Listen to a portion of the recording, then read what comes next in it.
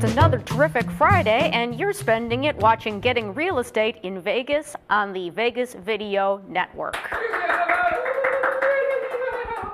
I am your host, Bridget Magnus, and I would like to thank those of you who are watching the Vegas Video Network, those of you who have subscribed through iTunes, those of you who found me on YouTube, and of course our special listeners on KSHP AM 1400, listening on Friday evenings between 6 and 10 p.m.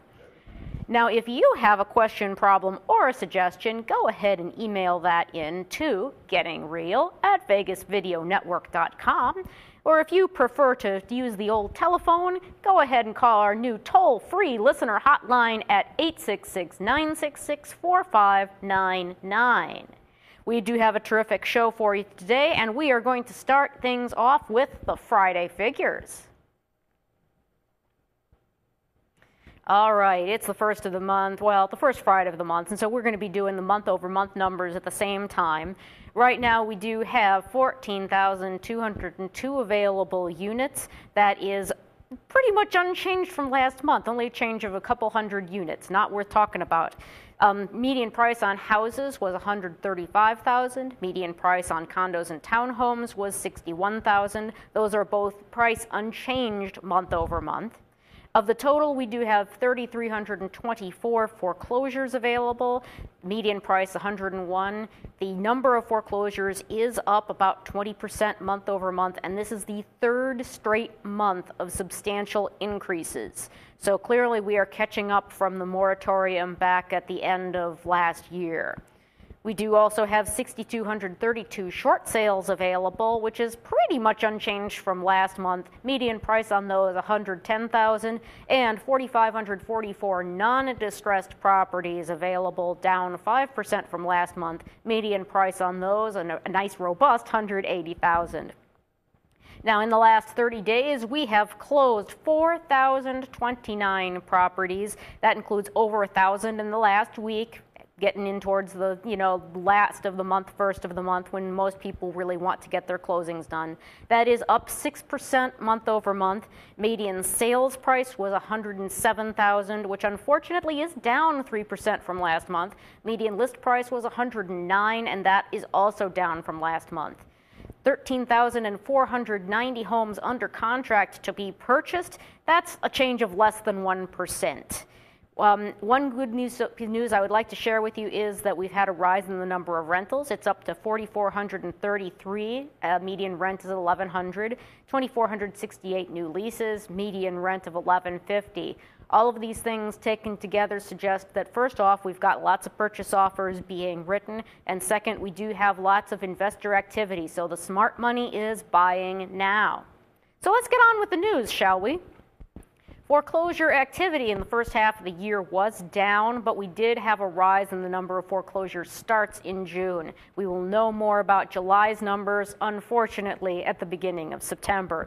Home ownership is at its lowest level since 1965, and the thing that I find interesting about that is that 65, the first wave of baby boomers were a bunch of new high school graduates. That is how few people are owning homes. It's as if the entire baby boom were still staying at home or living in the college dorms.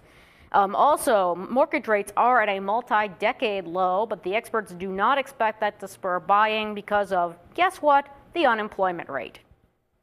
So today we are going to talk about open houses. And I like to call this the truth about open houses. You know me, I don't lie about stuff like this. So let's talk about the advantages of open houses real quick. First, let's talk about the advantages to the seller. Now, it is possible that you could get a purchase offer as a result of an open house. This is possible. That's an advantage. The thing I like best about open houses from the seller's point of view is that it takes care of all your nosy neighbors at one time. They all come through, they all find out what you've got, they all find out how much the place is, and you're done with them. They're not knocking at your door trying to find out what's going on because they already know. Also, if the open house is well marketed, you should expect to have dozens of potential buyers through that house all in the course of one afternoon. Hey, Bridget. Yes, sir. When you say well marketed, what do you mean by that? Well, that's a great question, and I'm glad you asked it. The first thing is, obviously, you want to make sure that you've got good signage, letting people know where it is. You want to make sure that you've put ads in obvious places, such as the newspaper and your local MLS system. But also, you really want that agent to have been working for a couple weeks beforehand, either sending postcards or knocking on your neighbors' doors to let them know that there's going to be an open house. And by the way, are you planning on coming in? By the way, do you know someone who might be interested in buying it? That's the sort of thing that's really going to go ahead and generate interest in the open house. And it is an important thing that you can't skip if you want it to go right. What's your opinion of Craigslist? You really want me to say that on the air? I mean, there might be kids listening. I do. I am not a big fan of Craigslist. The problem with Craigslist is that because it is free, everybody wants to go ahead and take advantage of the free advertising. And at least when it comes to the houses for sale section, you find a lot of people who are just trying to get your information so that they can call you and say, well, you know, that house maybe isn't right for you, but can I do a custom search for you? So it's possible where a realtor could put a house up on Craigslist that they're actually not representing themselves. Yes, sir. That is entirely right. There are two legal ways to do it. The first is to be advertising a home that is owned by the Department of Housing and Urban Development. The second way is to get permission from the listing agent. For example, Joe agent doesn't have any listings, so he goes to Jane agent who has 40 listings and says, Jane, would you mind if I advertised your listings for you? And Jane's going to say, what, you want to advertise them and it doesn't cost me any money and I might actually get this thing sold in a hurry? You go and do that, Joe, hurry. So yeah, it's not uncommon, it really isn't. So there are also advantages to the listing agent to doing open houses. First is obviously that you are going to meet a lot of potential buyers who might not have a realtor. They need representation whether they're buying the house you're sitting open house on or a different house.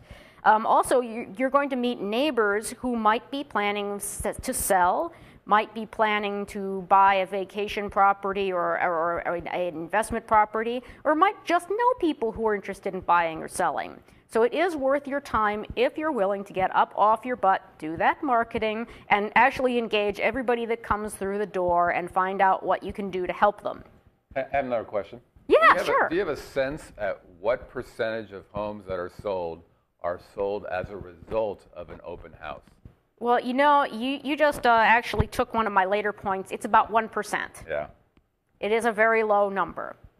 I was going to get to disadvantages in just a couple of minutes. So, but in the meantime, there are some advantages to the buyer to going to open houses. First off, it is a low-pressure opportunity to go ahead and tour a bunch of homes. You can potentially visit a bunch of them in one neighborhood at one time and get a feel for what's going on there. You can get a great idea about what's available and how much it's going to cost before you talk to a realtor or a mortgage person.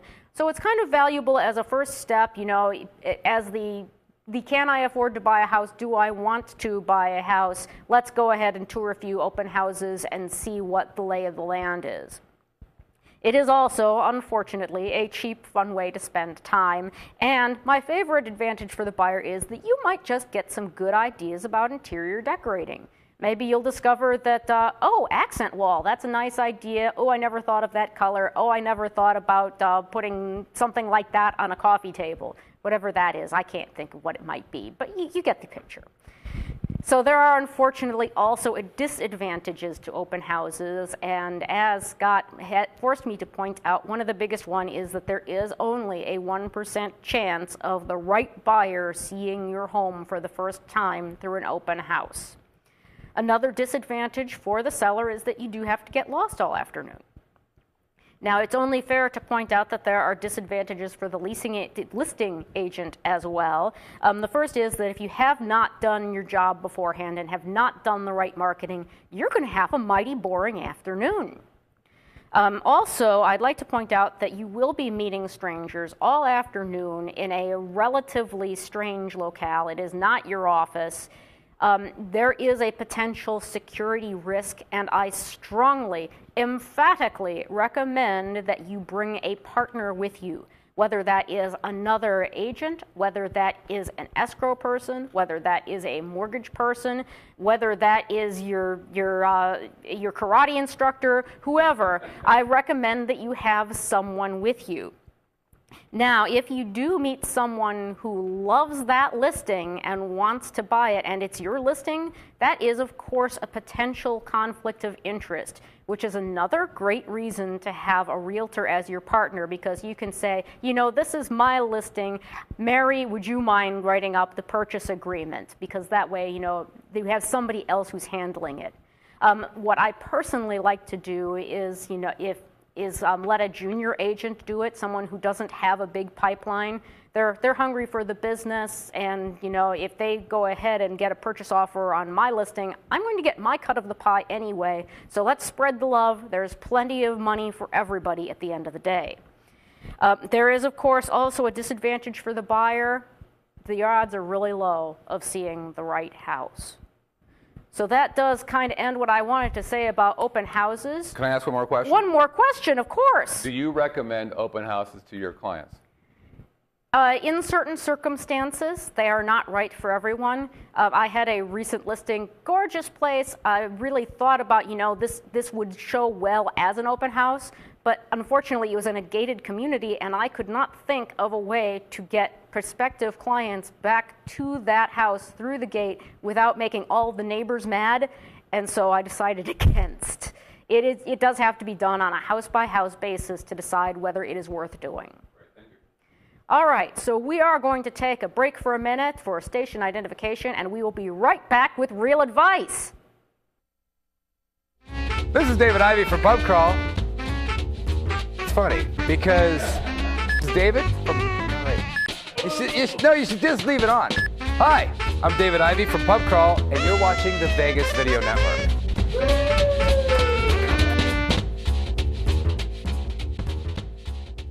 And scene.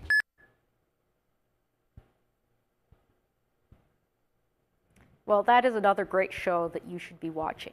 But meanwhile, let's go ahead and talk about real advice. Today I would like to talk about the idea of a buyer's market, and are we in one? Well, first off, what on earth do I mean when I say a buyer's market? Generally speaking, a seller's market is when there's about 1 to 4 months worth of supply. A neutral market is when there's about 5 to 6 months of supply, and a buyer's market usually means there's over 6 months supply. Unfortunately, a lot of people, when they start talking about a buyer's market, in this case, are talking about the fact that prices have dropped so much that the buyer can get a good bargain. That is not the definition that I want my viewers to be using. So let's talk about this idea as it relates to the world around us here. I happened to come across a post earlier this week about metropolitan areas with newer inventory. And Denver tops the list. They've got the median age of their available inventory is 30 days. Detroit, as bad as they have their real estate market, believe me, it is cratered up there. You can buy a house for less than you can buy a nice sedan. The median age of inventory is 63 days. Okay, well, the median available inventory here in Las Vegas as of this morning was 72 days. And when it comes to the stuff that just sold, the median time on market for that stuff was only 38 days. Think about that. That is less than 6 weeks from listed to got an accepted offer. This is remarkable. Another statistic that I'm going to share with you, I'm just going to do some math with some figures you saw earlier. If we have 14,202 available units and sold 4,029 in the last 30 days, that means that we only have 3.5 months supply. Where does that put us? Well, it puts us in not a buyer's market. That's what. I am seeing lots of instances of multiple offers on anything that is remotely desirable. I am even seeing multiple offers on little $50,000 cash-only houses. It is remarkable. This is not a time for thinking that you're going to get a great bargain. The prices are here because that is where the market is. It is not, you can't just walk in and think it's sale day at Macy's and you can offer incredible discounts, because that's just not the way things work. If anything, I consider what we have right now to be a banker's market. Why do I say that? Because for 3,000 available units, you actually have to get the bank to sign off on selling you the house. And for an additional 6,000 properties, you've got to get the bank to sign off on the idea that it's okay to sell that short sale. So of our 14,000 units, over 9,000, you have to get a banker's signature somewhere. That is why I am considering this not a buyer's market, not even a seller's market, so much as a banker's market. Do you think that, or do you have a prediction of how much or how many more foreclosures there'll be here in Las Vegas? What was the number again? Could you bring that up real fast? Let's see. I'll just look at the number. The number of foreclosures right now is 3,324. Right. That was up 20% from last month.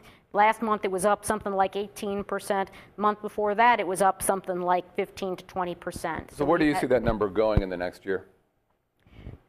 You know, I do think that it will slowly rise. I think the banks are trying to manage the trickling of inventory into the system.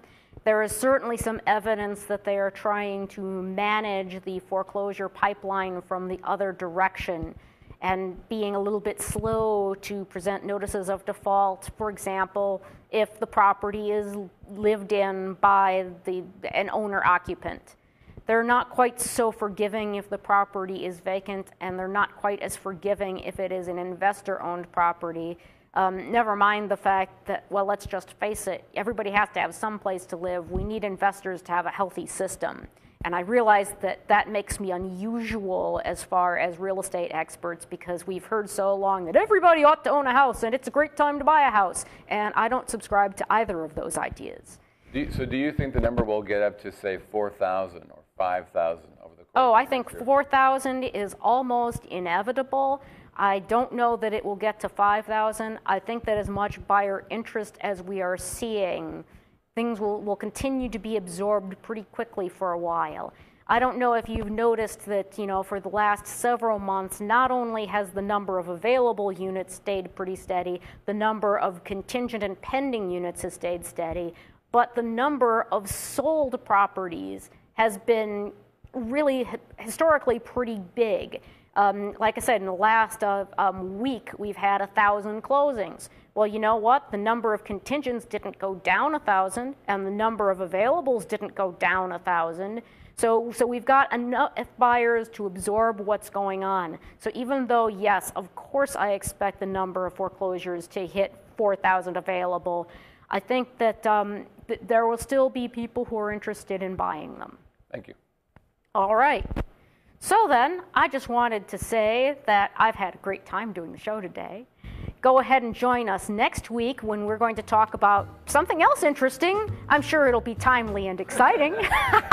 I haven't picked a title for next week, so you're just going to have to bear with me here. In the next few weeks, I'm very excited that we will, I promise, have a person who is an expert in the escrow system, so we will find out what the heck is in the black box at the title and escrow office.